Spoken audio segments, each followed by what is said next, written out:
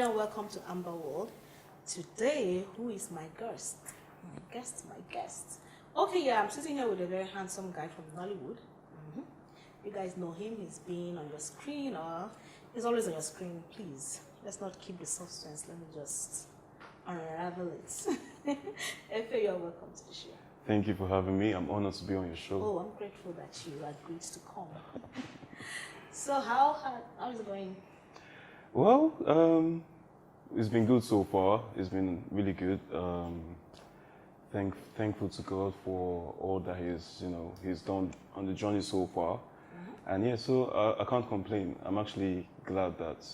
So it's been jobs back to back. Of late, yeah, it's been jobs back to back, yeah. So tell us about the last job you did. So let me take you back to the last 2 jobs I just wrapped up. Reason being, the character that I played was, they were quite similar on both projects. And the journey, I would say the journey has been really, really interesting. I don't want to give too much about it. Forward to the last job, very last job that I just wrapped up on, titled Coming to Nigeria.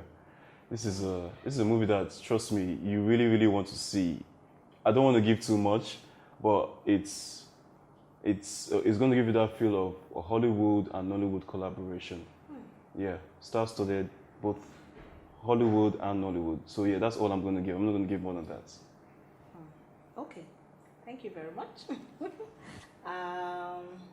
We would hope to watch it. We're expecting to watch it. Yeah, well, watch out for it. It's going to come out in cinemas and afterward Netflix and every other platform possible. Oh, okay. Yeah. Fine. So, how did your journey into the movie industry begin? So, entertainment has always been in me, all the way back from high school. At some point, I actually ventured into runway modeling, and eventually, while I was in uni as well, I was into events management. So one way or the other, entertainment always found its way to me. In 2012, a friend of mine she had like her first production, so she was debuting into film production, and she just like came across me and she was like, come to think about it, I have a production going on, and you're the kind of person that I would need to play a certain character. I had no experience on screen, so I was like, well, I'm looking for an opportunity like this, so I jumped on it, and next thing I know, I'm on her set, playing a villain against a supervillain. Supervillain being Jim Ike. I grew up watching Jim Ike as a proper Nollywood villain, and here's me on set having to play a villain role against someone that I'm like, oh my God.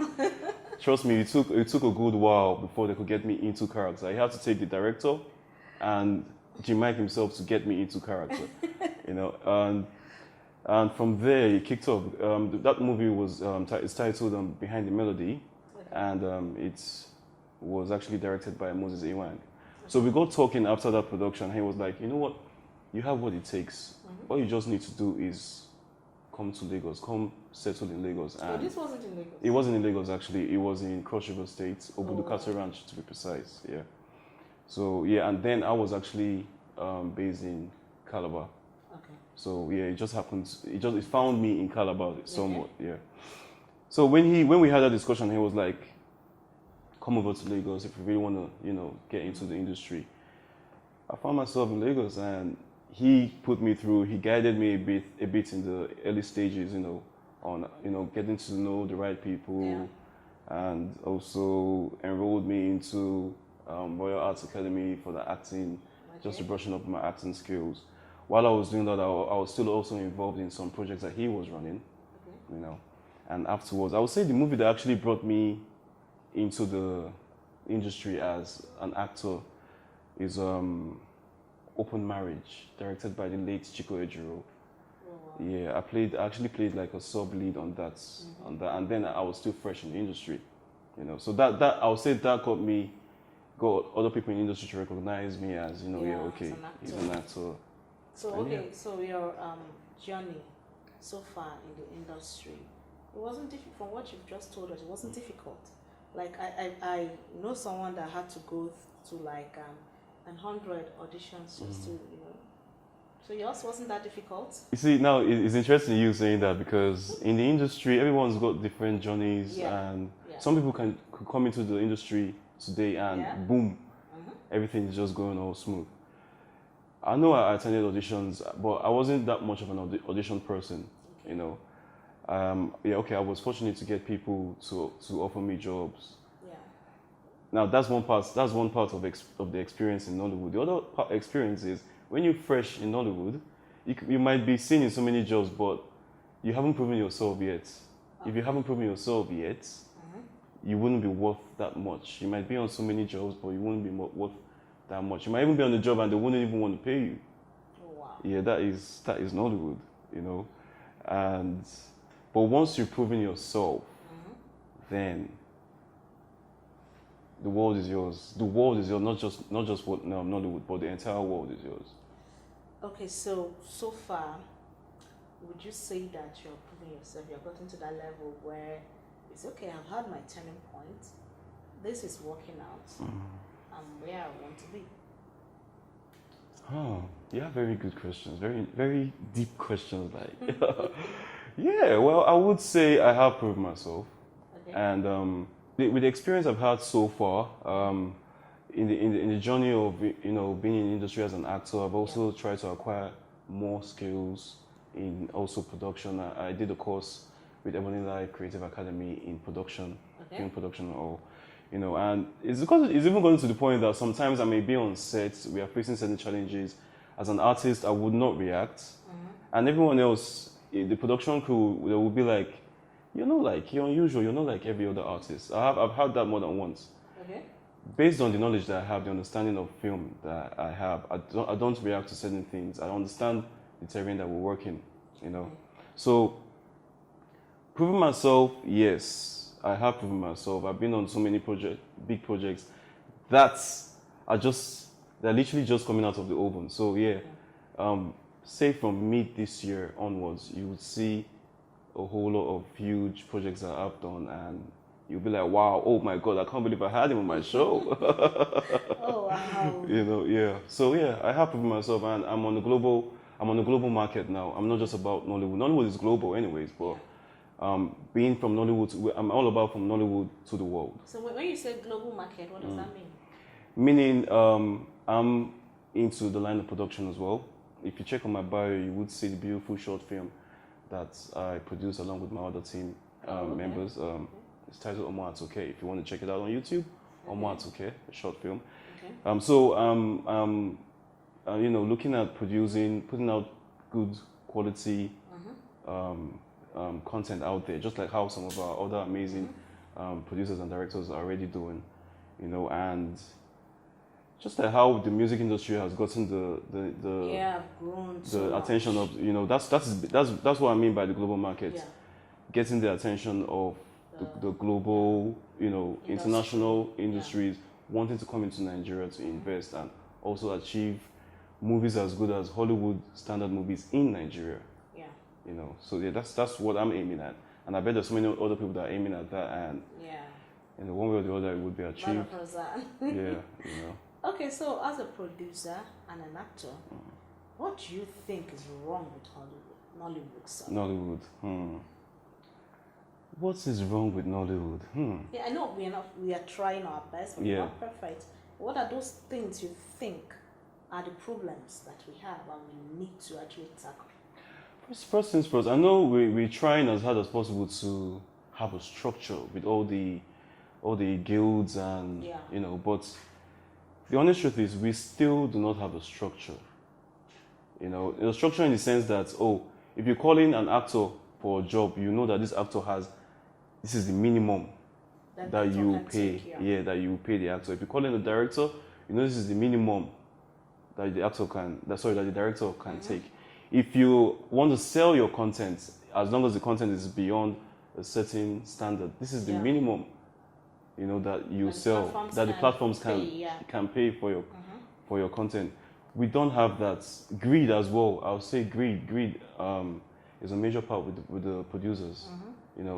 A producer could have the opportunity to say, okay, I could sell this content. Like we already have the international the attention of some international bodies, and they're like, oh, we want to get Nollywood content. This is the amount we have. We have like 100.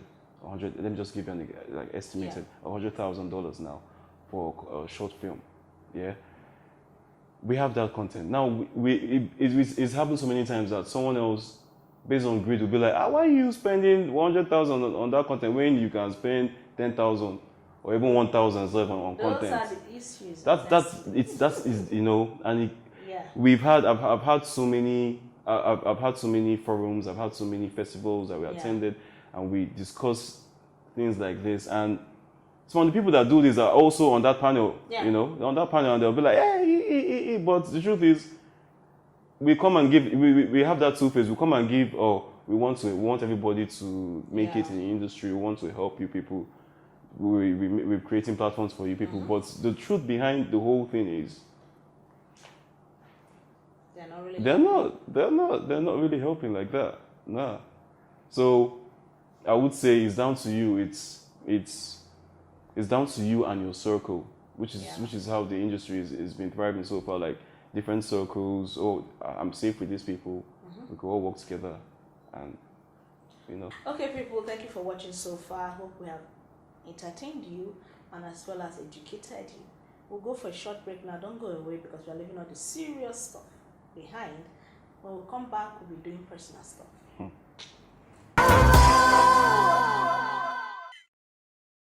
What's up, guys? So it's your boy Tochi here, and I'm currently on set with AmberWorld. So keep it logged on AmberWorld. Whatever you do, make sure you keep watching AmberWorld. I'm telling you guys, it is what it is.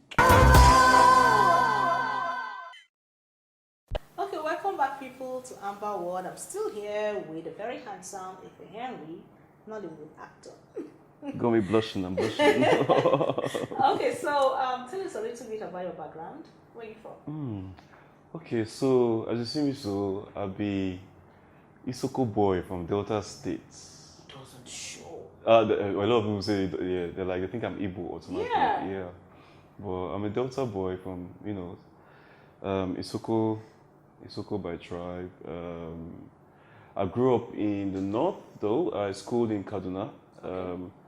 Military background, NDA, Air Force.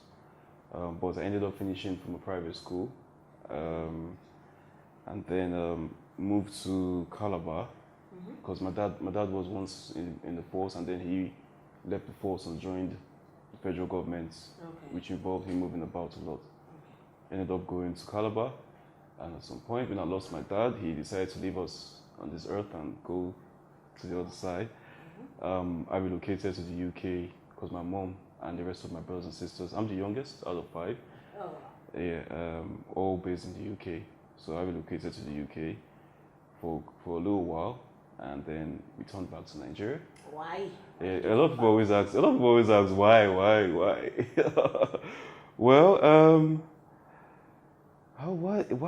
why? Some people might say this guy, you don't get sense. Honestly.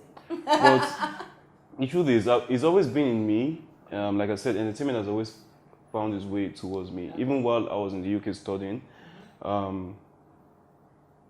Nollywood kept on lingering around me somewhere, one way or the other.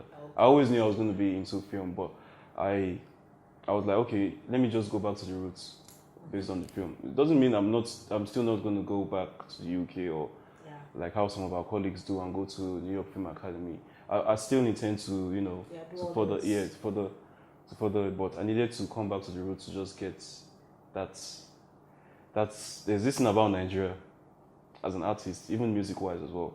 If you don't come to Nigeria and make your mark, you'll be jonesing. So, tell us 3 things about you that you've not shared anywhere else before. Okay. I'm an amazing cook. Oh yes. So what's I'm your very favorite proud. food to cook? Favorite food to cook. I have so many. I'm a foodie, so I have so many. Oh, that's another thing that probably you don't know about me. I'm a foodie. That's true. I have so many, from banga soup to starch, banga soup and starch. So you can make together. starch? Very well. Wow. Very well. My mama taught me well. Yeah. Very well. Yeah. To jollof rice, to fried rice. So what can one do to taste your food, please? things. What can one do? Be my girlfriend. Really, me that don't like cooking. But then again, I'm generous like that. I could just say give you don't a like treat. cooler. Yeah. I know a plate, or I said But then cooler. again, all- There's a difference. I need to know exactly what your preferences are. Then, See, when you're begging for food, you don't have choice. Anything they bring you, eat. Yeah. So just send over a cooler and I'll eat. and then you literally eat your fingers as well because I'm that good. Please, I'm that dates. good. I don't want promises that don't have no dates. When are you sending the cooler? What's today's date? Today is Wednesday. Today is Should be Wednesday, 23rd, yeah. Okay, give me 1 week because after today I'm back on set tomorrow. So People are here. She said by Wednesday. where are next they? week, Can you- I have weaknesses, so next week Wednesday. Next week you're we sending will me catch the presentation. Me giving not her a plate, so a a cooler. cooler. Okay, so what's the second thing? Hey, I said I'm a foodie. Is that not? That doesn't? That is with the That's together. cooking. What's the second? I'm a very good lover. So when I love really. I love like a fool. Hey. Yeah. So I'm a very good lover. Wow. I'm actually feeling like a fool now, but yeah. And Okay, why are you feeling like a fool now? because You love I with just had to reminisce at the last person that I actually loved and how my heart You're was no longer crushed. loving that person. Because she crushed my heart. Wow. Yeah. Ladies can do it too. Yeah. Why is it that way though? Why is it always? It's never balanced. I hope I find the person that can. No, the thing is that men, when they in a relationship, when they feel like I've had enough, they make a clean cut. Men, eh? Yeah, and go, and they never look back, no matter how much the girl cries. But for a woman, she takes whatever it is you're dishing to an extent, crying and begging till she said enough, and then she makes a clean break and never comes back. But the man, after heartlessly saying enough, give him 2 months, he'll start coming back. So probably that's what you did, that you didn't know. You thought she was going to take you back. No, I never. I mean, I never go back. I don't. He wants to leave me. That's it. I don't go back. So she was the one that left you. Yeah. She dumped you. Yeah. Fine boy like you. Shy. And I'm an amazing lover. Like, Oh, okay, now let me my not say she goodness. dumped me. Let me just say we agreed to go our separate ways because it wasn't really working anymore. Oh, okay. Yeah. So what's the that third way. thing? Third thing. I have been to jail. Wow. In Monopoly. You've been to jail? Well, I have been to jail before, yeah. Not just Monopoly, I've been to jail. Why? What happened? I was driving. I don't want to go into details, but it was a traffic offense. Oh, Yeah. you broke the traffic. Traffic offense. I used to go into I am a friends, like when I was a teenager. I started driving when I was a teenager, so we used to do a lot of street racing and stunts, you know. Okay. And That was why you went to jail? Yeah, that got us You into deserve trouble. that, actually. You deserve that. Okay. So, since you're single, describe your dream woman. Oh, my dream woman. First things first. I love that question. First things first, she has to look beautiful, like physically beautiful, tall, ebony skin. Yeah. When I say tall, ebony skin, moderate size, up, and it doesn't have to be too big as well. Apple bum is good. And then, aside from the appearance, stylish, and she has to be extremely smart and homely. When I mean homely, I don't mean housewife. I mean know how to build a home, together with a man of her dream as well, and have vision, just have that vision of building a beautiful home and flourishing together as a happy family. Because the truth is, as much as this generation right now believe that marriage is a lost cause and people are getting divorced, marriage is actually a very, very, very beautiful thing, when you are with the right person. And it's beyond just love, Once you have an understanding and you two complement each other, you blend, trust me, you'll make other people want to get married. Yes. Just by seeing you blossom. Do you know? Are you aware that some of the things you just mentioned may not go together? Okay. Okay. Or if you get an extremely smart wife who's beautiful, okay, she must have spent most of her time studying and trying to build her career. She might not be too homely. She'll work, leave early in the morning, come back late. Okay? You will see the one that is not really into building her career, you might not think she's extremely smart. So, I'm just trying to... It can be balanced though. It still can be balanced. She doesn't have... When she's smart and she's built her career to a certain point, she could build her career to a certain point that she'll be her own boss. She doesn't have to be working. She doesn't have to be working with or working for someone. And now that is rare. In this Nigeria that we are in. To be your own There are so many boss ladies out there. Yeah, but boss, when you marry a boss lady, just remember, don't remove the boss from her life. When you'll be wanting her to be behaving. Yeah, see, that's the thing. I'm not. I'm so. She's a boss. I'm so She's open-minded. She's gonna be a boss in the house too. That's the thing. Like, I'm so open-minded that I'm not a dominating or controlling kind of person where I could wake up in the morning and be like, "You've not prepared breakfast." I could wake up in the morning. If I wake up before my wife, I'll go to the kitchen and make breakfast for both of us. Okay, I understand that. I love that. Until it start happening to you, when you come back, there is no food. It has happened though. I've gone through this. I've gone through all this. There is no food. And she said, "Oh, babe, I'm just coming back now. I've gone through it. You've been home since. Why didn't you cook?" That's the thing. If I've been home since, then why won't I cook? I will cook. You do it or I'll once. just buy You do it takeaway. once, twice, thrice. It's like this one is taking advantage Intentional. of me. And maybe the husband that being like she be the husband. Like when they say life no balance. I just wanted to let you know that it's the reality. You might get the tall, curvy, ebony black, and she's not extremely smart. You might get the extremely smart and she's not tall, dark, and gorgeous. And it's amazing because I've experienced both. Like I've had the beautiful, extremely beautiful. She's smart, so she has a boss lady thing, but she does what she wants to do regardless of anything you say. In fact, it got to the point that I became a competition, And then I've had the extremely smart, intelligent, homely, everything, but not beautiful. And what did I do? Which did you prefer? What did I do? I don't know. I'm just a man. All right. I don't know, man. I don't know. I'm sorry. And finally, before we go, all right, so there are a lot of people out there, especially the younger people, who look up to you as a virtue of what you do.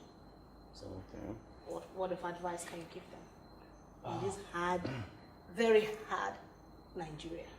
I mean, so this question always gets me because growing up, when I watch a lot of interviews, people always say, "Oh, you know what? Whatever you're doing, keep doing it. Push.